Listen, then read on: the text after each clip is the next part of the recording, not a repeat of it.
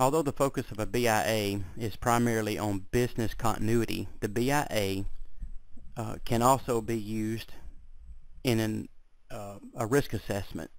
In other words, if you're trying to determine what systems to evaluate with a risk assessment, you can consider the BIA. At the very least, the BIA identifies and prioritizes the critical systems. Similarly, if you've already completed a risk assessment, you can use that data to help with the BIA, the business impact analysis. One of the first steps in an risk analysis, basically is to identify the assets. This helps you identify the assets that are important to the critical to the organization. So, as we see on the screen here, the 7 steps of contingency planning, and I know they're listed 1 through 7, excuse me, but they can also some of these can be interchangeable and work simultaneously as you're working through the process. But as we mentioned earlier, the organization NIST, the National Institute of Standards and Technology, has published special publication which is SP 800-34 Revision 1. It is basically it's titled Contingency Planning for Federal Information Systems. And this is where a lot of organizations are going to, whether they're Department of Defense or federal or private industry. These are some good standards to go by. Excuse me. So contingency planning helps an organization identify measures to recover services after an emergency or disaster. So the special publication 834 Revision 1 includes information on business impact analysis. Even though SP 800-34 Revision 1 is focused on federal information systems, it can be used for any private organization, just as I mentioned. So there are 7 critical steps of contingency planning. The 7 steps are: 1, develop the contingency planning policy statement. So you must know where you're going. You develop the policy statement.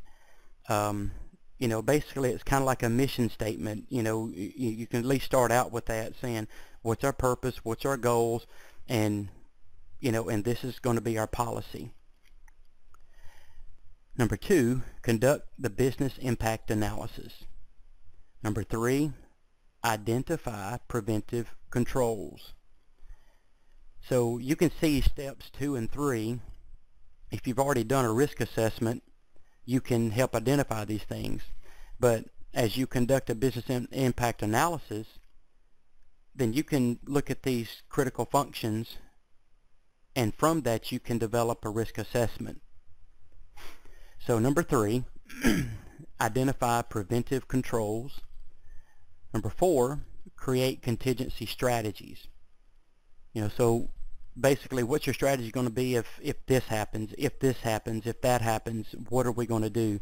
Then if server A goes down, then server B is its redundancy failover, and then you may have your power grid within your organization that you see that in order to have this level of success, you're going to need redundancy failovers, you're going to need additional servers, which will also probably include more or basically additional power. So those are some of the things that you want to focus and set your strategies on, of how are you going to defend against a contingency. So number 5, develop an information systems contingency plan. And number 6, ensure plan testing, training, and exercises. So in other words, once you develop all of this, you need to test it, need to train people with it, and you need to run live exercises with it. And number 7, ensure the plan maintenance. In other words, you want to go back and look at your plan, and as you develop a risk assessment throughout the process of the organization and identifying vulnerabilities and threats, then your contingency plan may actually change some. So you want to keep this, basically when it says ensure plan maintenance, you want to be able to go back and you don't want it to be locked into one thing. So as the organization grows, so will your IT needs, and so will the vulnerabilities and threats, and so will the business impact analysis. What are the critical functions? So as you add those things, then so is your contingency plan will be added to as well. So basically the business impact analysis is part of the overall contingency planning. As the second step, excuse me, it drives much of the contingency planning. You only need to plan contingencies for systems identified as critical in the business impact analysis. You're not doing a full certification and accreditation on your systems. We're only identifying critical functions. You're like, well, shouldn't we always focus on that? Yes, you should focus on the critical. But what makes those critical functions operate? There are some backdoor things that have to happen. There are behind-the-scene things that have to happen. Whether it's a small server, big server, whatever that's operating and feeding the data. So those things are also important. So we need to maintain the word critical, as we're identifying critical functions and critical processes that will make your business successful or eventually destroy your business because you have no contingency set up for it.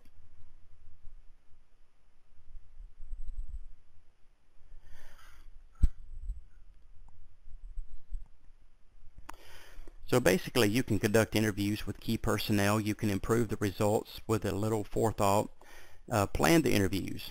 Make sure the people you're interviewing have time to answer your questions. Make sure that you're ready with the right questions. Remember, your questions should focus on critical business functions and the maximum allowed outage of supporting resources. So another method is to use questionnaires, forms, or surveys. And then you can also host meetings or conference calls and that kind of thing to help identify critical functions. And they're basically the varying data collection methods, and you're not limited to one way to collect the data. And you can use several methods as long as you're getting the data. And as long as you're getting people to cooperate. You don't want to force this on people, but you want to make it as pleasant as possible while you're going through the process, and having the help of the organization and the people within it makes your job a whole lot easier. So you don't need to be rude and crude. You want to go in and say, okay, we're doing this study, we're doing this impact analysis, and from your point of view, what if, or what would happen if, you can ask those type of questions to personnel, the employees throughout the organization, especially the worker bees. They know what has to happen in order to get their jobs done. So what are the dimensions of a business impact analysis? One is to identify the business impact of IT disruptions.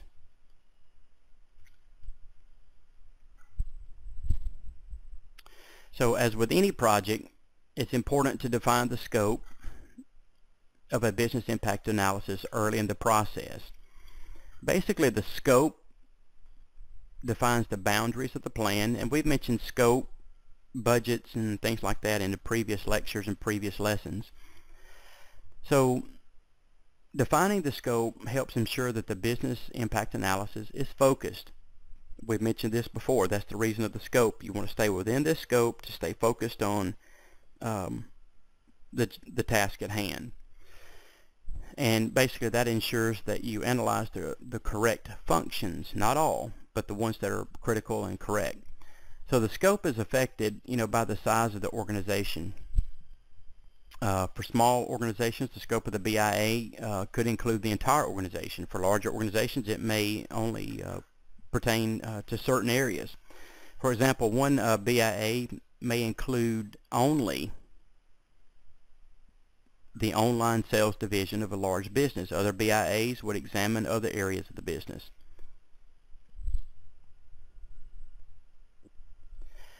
You should also consider the budget when identifying the scope. If the organization is large enough, you can hire a security consultant to assist with the BIA. However, if the budget is limited, this may not be possible.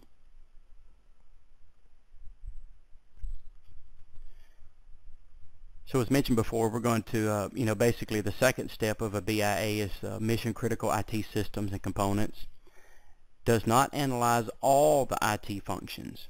Stakeholders identify mission critical systems. Compliance issues often drive the BIA, which if you're a medical organization, HIPAA would basically define your role as far as the policies and compliance go.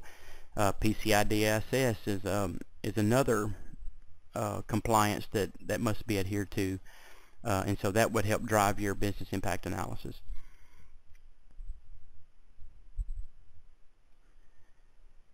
Inputs into the business continuity plan and risk assessment. So basically the business impact analysis can get you on the road to a very successful risk management plan that would help you identify and stay within the scope. It can help, as I mentioned here, with the business continuity plan and risk assessment.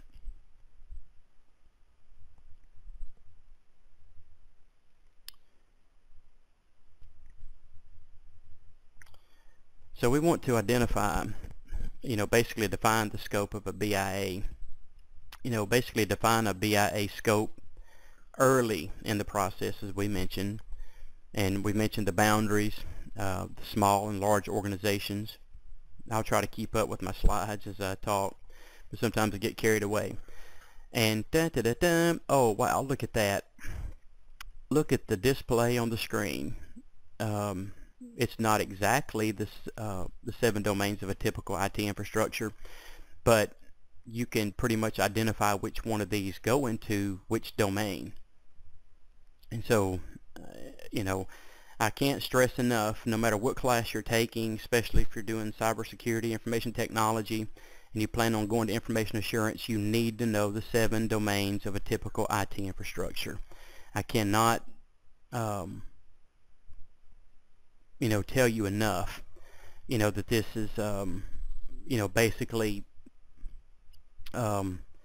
it's a good foundation for you to learn and for you to start. And so when you see things like this, like, oh, okay, well, so-and-so, this belongs to the WAN domain, the LAN WAN domain, the user domain, or the remote access domain.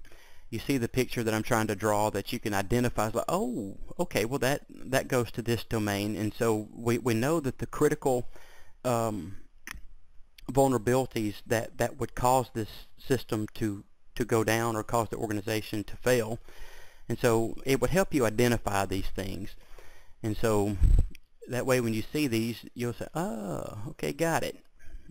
Make your boss proud, right? They probably wouldn't have a clue what you're talking about, but still, it makes you look like you know what you're talking about. So the objectives of the BIA is to identify the critical business function, identify critical resources, identify maximum acceptable outage, and the impact, and the direct and indirect cost. Identify recovery requirements.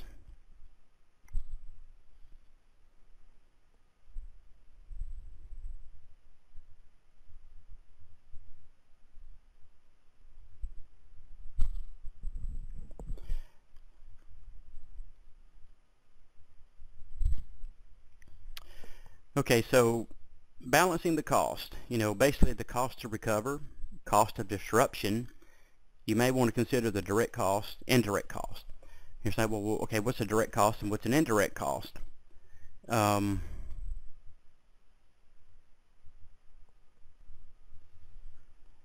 let's take, for instance, as it relates to cost, the business impact analysis as it relates to the cost. As an example, consider a website that sells products online. If it fails for 60 seconds, if it fails for 60 seconds, the cost of the disruption is very low. But if the outage lasts for days, not 4 days, but 4 days, the cost of disruption is very high. You can implement controls that allow the website to recover immediately from a 60-second outage, but the cost is very high. In contrast, if you spend very little money on recovery controls, it results in a longer outage time. So you need to look at how those balance out. Okay, so either way you're going to spend some money, or either that or you're going to lose money. You basically want to spend money to save money to keep from losing money, or you don't spend the money to rectify the problem if a disruption happens, and then you're going to lose money on the back end. So basically this helps you to identify the optimum, basically the most, okay, so what's your highest cost point? Basically you spend the minimum amount on recovery controls while still minimizing the cost of disruption.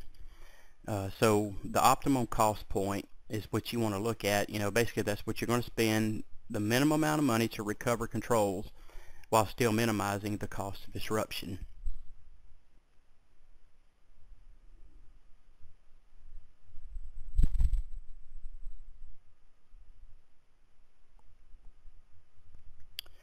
So the steps involved in implementing a business impact analysis, basically we're going to identify the environment. You identify your stakeholders. A lot of times it's senior management or basically outside folks that help fund the business that you're unaware of. Identify the critical business functions, identify critical resources, identify the maximum downtime, identify recovery priorities, and develop the business impact analysis report.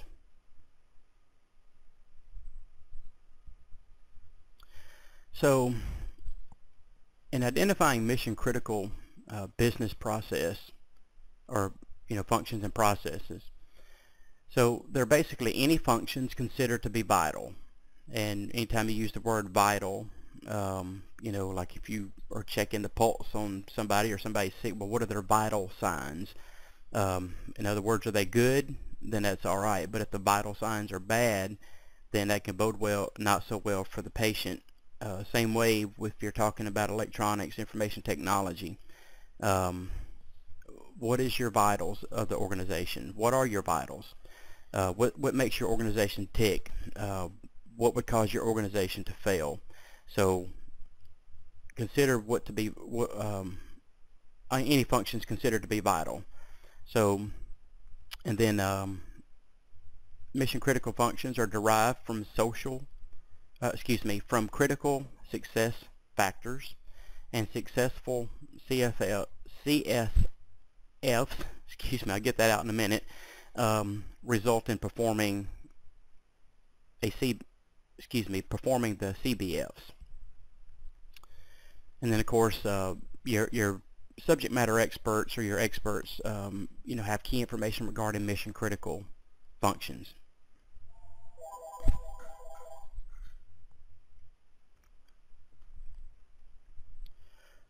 So our business impact best practices.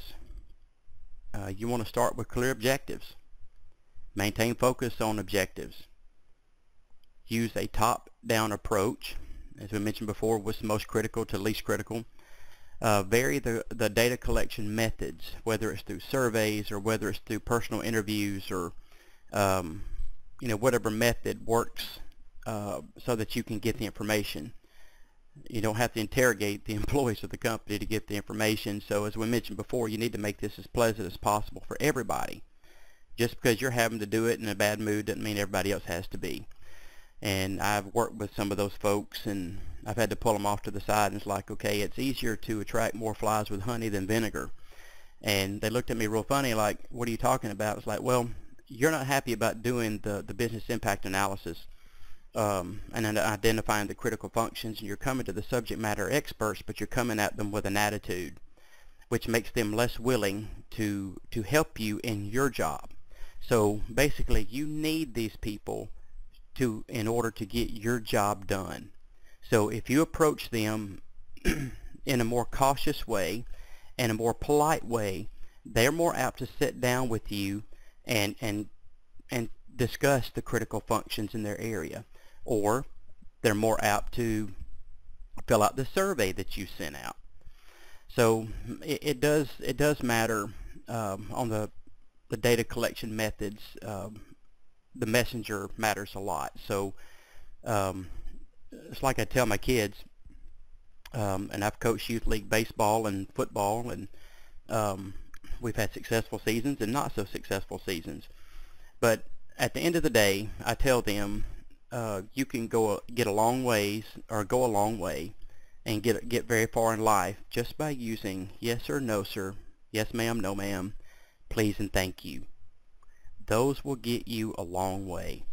So I can't stress enough that the messenger matters a lot on how you collect the methods of the data collection methods.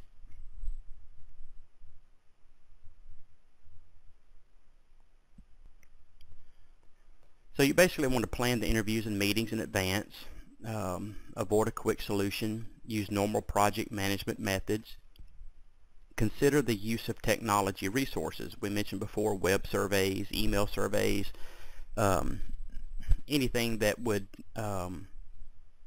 help you get the answers that you need.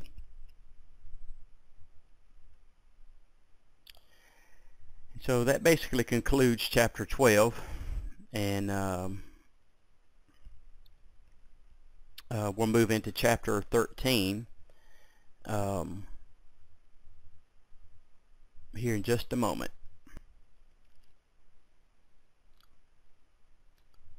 Okay, so chapter 13, mitigating risk with a business continuity plan, a BCP. What is a business continuity plan? Well, you know, BCPs are an important element of the risk assessment, or excuse me, of risk management. They help an organization plan for a major disruption or disaster and ensure the critical business functions continue to operate. The business impact analysis sets the stage for the BCP. So the previous chapter we talked about the business impact analysis. You know, basically you're setting the stage for the BCP. You have to have the business impact analysis for that to happen. So the business impact analysis basically sets the stage for the BCP by identifying the critical business functions. The BCP coordinator then develops the BCP to support the critical business functions. So the business continuity plan coordinator has assistance from one or more BCP teams and team leads. So basically activities happen in different phases if the disruption occurs. The first phase is the notification activation phase.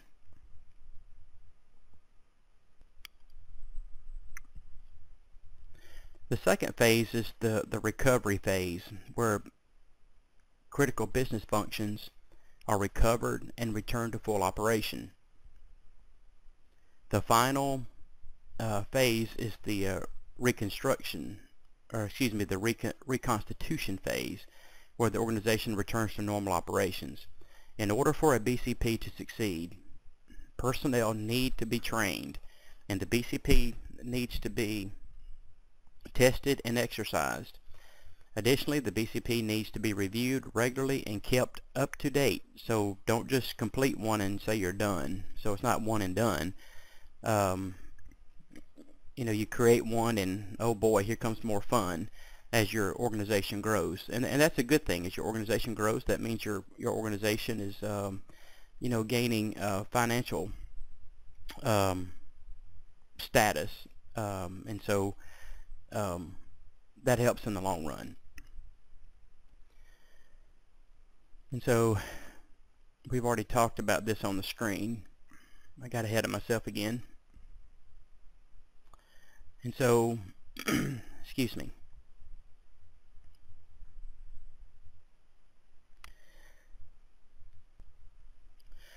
So basically, what are the elements of a BCP? Since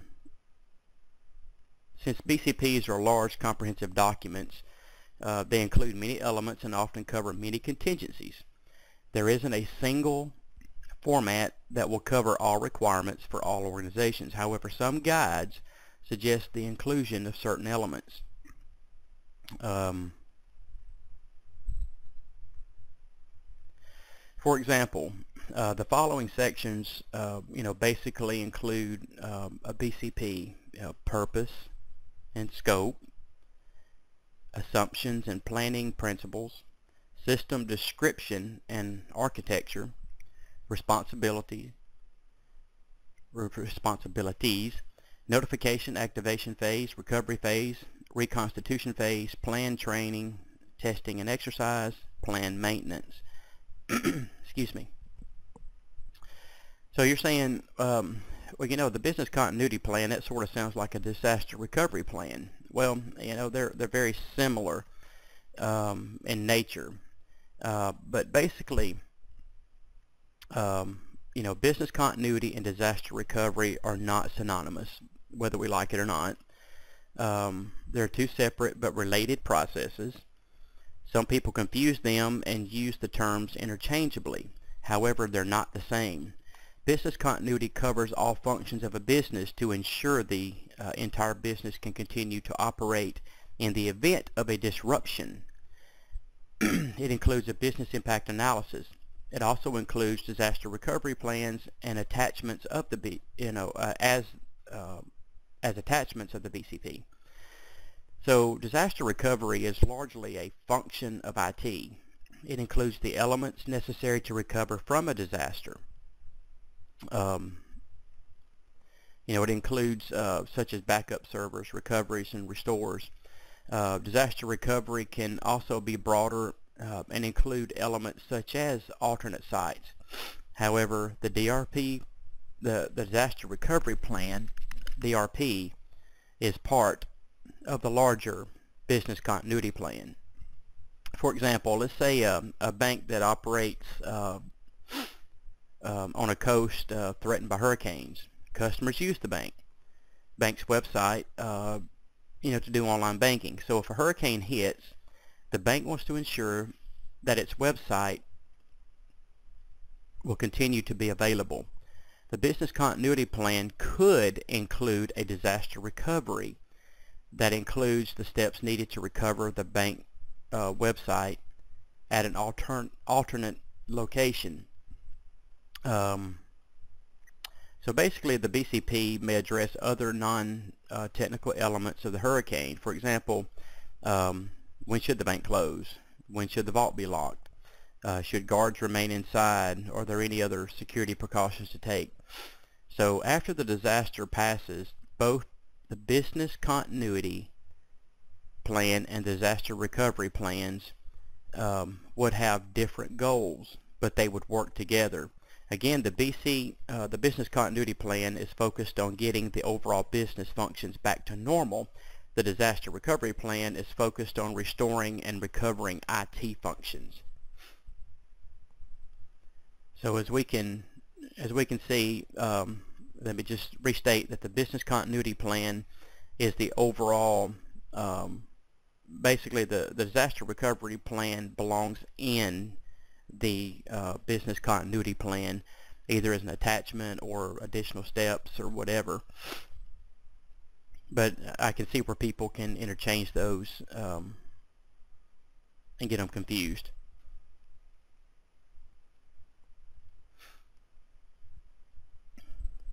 Wow, look at that diagram there. Looks like the 7 domains of a typical IT infrastructure that can, each one of these can be put in place in one of those.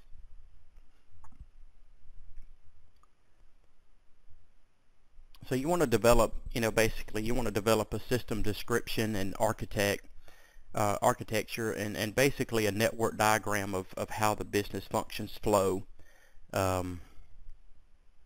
Basically the headquarters to remote office, there's the wide area network in between, and both ends have a database servers that probably need to be synced.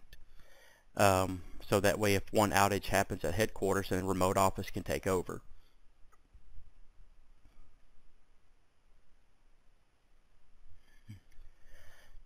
Basically, you want to give the system description and architect, show the system interaction, and basically where it has to take place. You have all the stores here with the servers that link up through the wide area network that goes to the database server and basically back to the headquarters.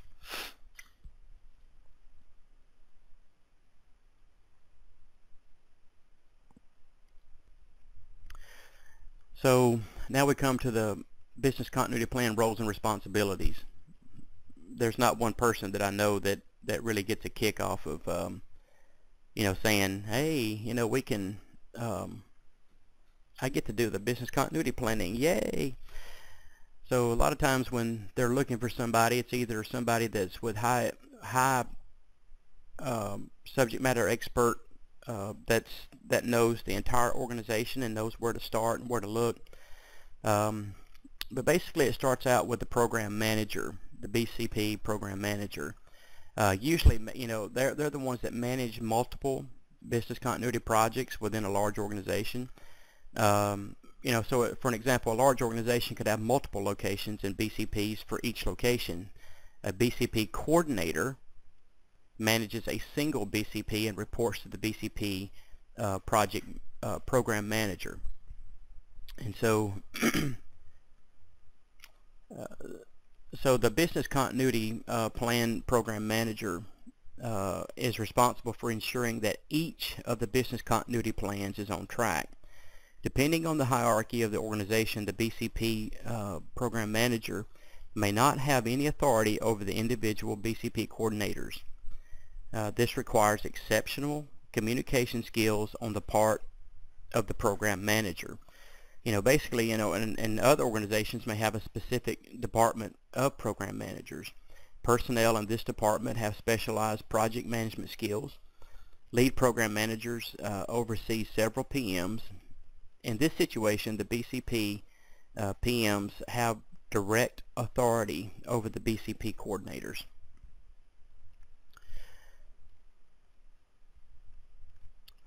So the BCP coordinator is in charge of a specific business continuity plan. This individual can have two roles depending on the stage of the BCP. Before the BCP is completed and activated, this person is responsible for developing and completing it. So when the BCP is completed and activated, the BCP coordinator is responsible for declaring the emergency and activating the BCP. So basically, when an emergency is declared, the business continuity plan coordinator contacts appropriate teams or leads or team leads. For example, if an emergency management team is used, the BCP coordinator will contact the emergency management team lead. And so who are the BCP teams, the business continuity plan teams? Emergency management teams, the EMT, damage assessment team, the DAT, and the technical recovery team, TRT. These teams let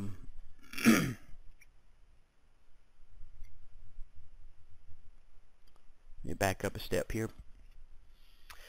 So let's look at each one of these team members. The emergency management team, the EMT.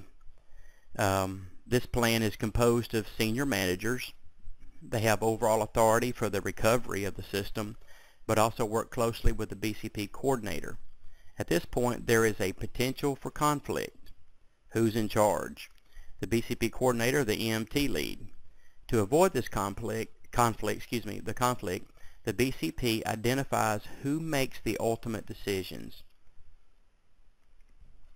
For example, the business continuity plan coordinator may be in charge until the EMT lead shows up, and then authority passes to the EMT lead. Either way, the EMT works closely with the damage assessment team to identify damage. The EMT also works closely with the business continuity planning coordinator to determine the response time. The damage assessment team, the DAT, D-A-T, this team assesses the damage and declares the severity of the incident. The members primarily collect and report data but don't take any action. The exception is if they identify personnel that need assistance. Preserving the health and safety of personnel is always a top priority. So even though their job is not to take action, if you see, you know, somebody in need that after a disaster happens, that's first priority. And so that's about the only time that you would overstep those lines. On the damage assessment team, the team can include IT personnel, facility personnel, and any other personnel overseeing resources. And, you know, basically the team members report to the emergency management team. So then we come to the technical recovery team. This team is responsible for recovering the critical IT resources. Remember, during the disruption, you will recover and restore only the IT resources identified in the business impact analysis.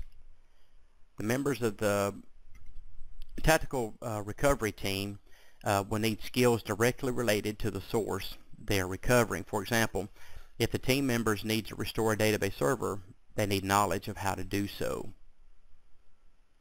So basically, you know, if the plan calls for a technical recovery team, and you know the different areas that would be impacted, whether it's a database administrator, domain administrator, web developer, you see where I'm getting at. You want to have subject matter experts from each department on your side here.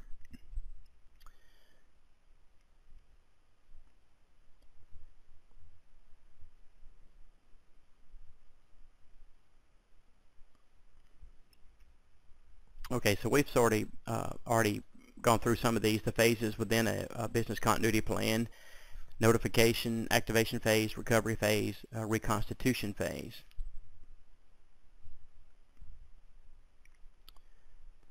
So defining the data that needs to be protected.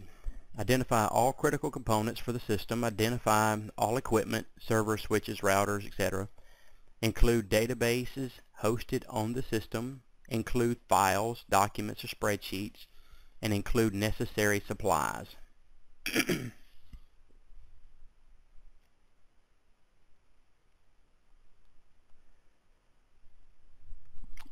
So what is the BCP, Business Continuity Plan best practices? Well, one, complete the business impact analysis early. Exercise caution when returning functionality from alternate locations. Restore least critical functions first. Review and update the business continuity plan. Test all individual pieces of the plan. Conduct test exercises of the plan.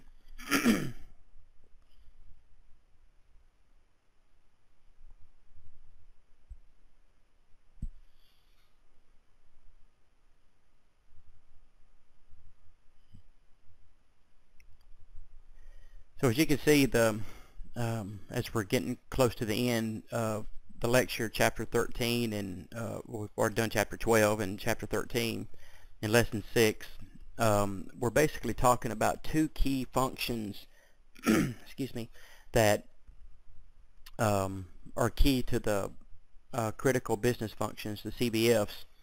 The business impact analysis, you know the purpose of that. And what's the critical success factors of a BIA, steps involved in implementing it, and you know the BIA best practices. Comparing a BCP and a DRP, we went over that just a few minutes ago. The major elements of a business continuity plan, phases of a business continuity plan, and steps for implementing a business continuity plan. So basically, let me touch on a couple of things before we close out. As we mentioned in the business continuity plan, you know, there's basically an order of succession and delegation of authority. Let me go back and touch on this. You know, basically in some disasters, the key personnel may not be available. So for example, if the chief executive officer, the CEO, may want to be informed by the BCP coordinator prior to activating the BCP. However, if the CEO is on vacation and can't be reached, who should the BCP coordinator notify instead? The BCP, the business continuity plan, would include an order of succession. Similar to the Constitution of the United States, there's an order of succession. If the president leaves office early, then the vice president would take place, and then if the vice president also something happens to him, then the Speaker of the House becomes president. So there's 1, 2, and 3 there in line. So basically, you would organizations could designate the order of succession, something similar to like the CEO is the overhead. So if they're not available, then there's the Chief Information Officer, the CIO. And then under that, you have the vice presidents, the VPs, in the following order: service, delivery, sales, and marketing. Department directors in the following order: service, delivery, sales, marketing. If the CEO or the CIO were on site, he or she would be contacted first. So basically, if the CEO or CIO isn't there, the VP of service delivery is contacted. Notice that if both the VPs of service delivery and sales are there, the order of succession specifies that the VP of service delivery is first. So you see how it goes down the hill there. Your notification activation phase, we've talked about that.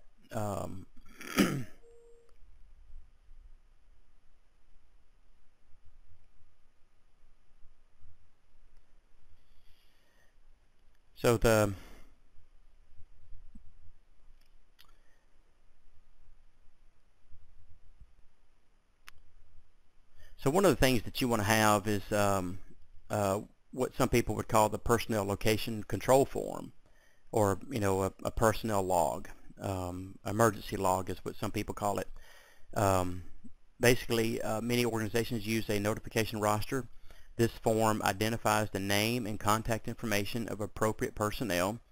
It can be used in many different ways. The primary purpose is to contact personnel when necessary. For example, consider an organization that is activating a business continuity plan due to an incoming hurricane. Employees can use this form to notify all appropriate personnel. So the same form can be used by the business continuity plan coordinators to locate and talk to any of the team leads. In the same manner, the team leads can use it to contact personnel on their teams. The format can be simple as that shown in your book on table 13-2. That would be a good example to look at.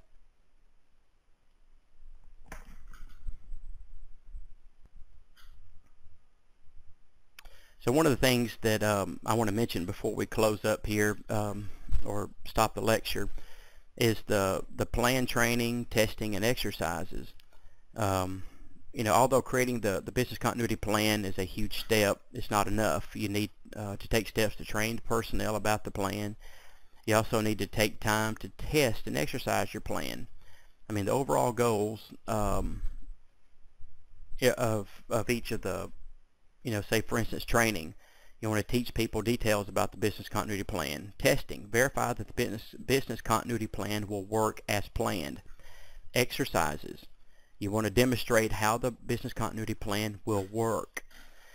And so in training people, the primary people to train for the business continuity plan are the members of the team. They need to know this, the order of succession. Basically you want to have training sessions for all the teams, the EMT training, the DAT training, the TRT training. Those teams need to know their roles in the business continuity plan. You at least want to do this annually. I know some people, organizations do it biannually, but you also, in the DoD, and some of those, it used to be quarterly. So basically every 3 months you would have this happening.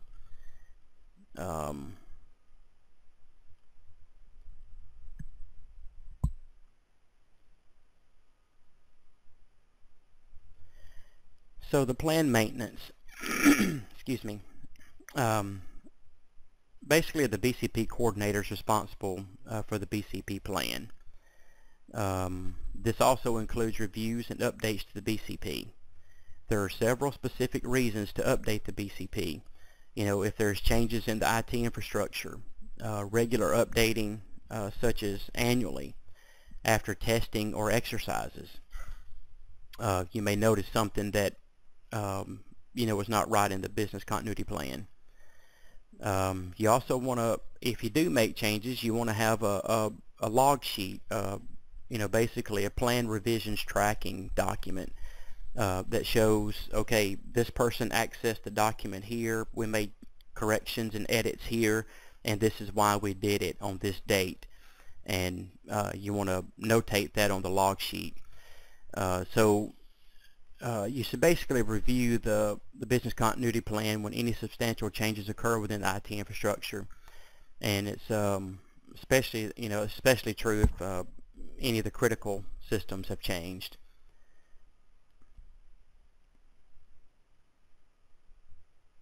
As we mentioned, annually you want to make your updates and content refreshments on your business continuity plan. That's at a minimum is at least 1 year annually it needs to be done.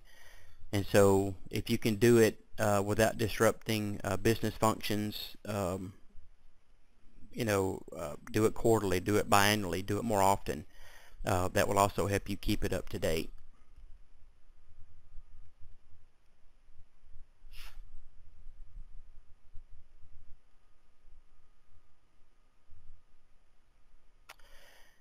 So basically, now that we've covered the details on the business continuity plans, as we know, the primary purpose of a BCP is to ensure that an organization can continue to operate after a disruption, disaster. The BCP includes details on the critical business functions, including what needs to be done to keep them operating. So many different individuals and teams share responsibility. The BCP program manager oversees all BCPs, and the BCP coordinator manages one or more BCPs. Multiple teams within the organization, individual team leads will represent each one of these teams. As we know, the BCP has 3 primary phases: the notification activation phase. The BCP coordinator initiates the activity. In the recovery phase, critical systems are recovered and restored, and in the reconstitution phase, normal operations are restored when the disaster has passed. Make sure the BCP team members and leads are trained on the BCP. Additionally, use testing and exercise to ensure the completeness of the BCP. I can't stress this enough, that you want to test, train, exercise. These things have to happen in order for a business continuity plan to be successful. So basically, the BCP coordinator is responsible for regularly updating the BCP. This includes regular updates and additional ones when warranted.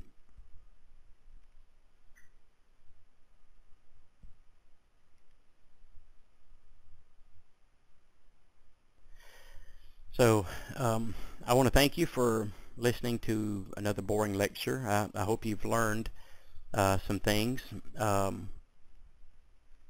as I have.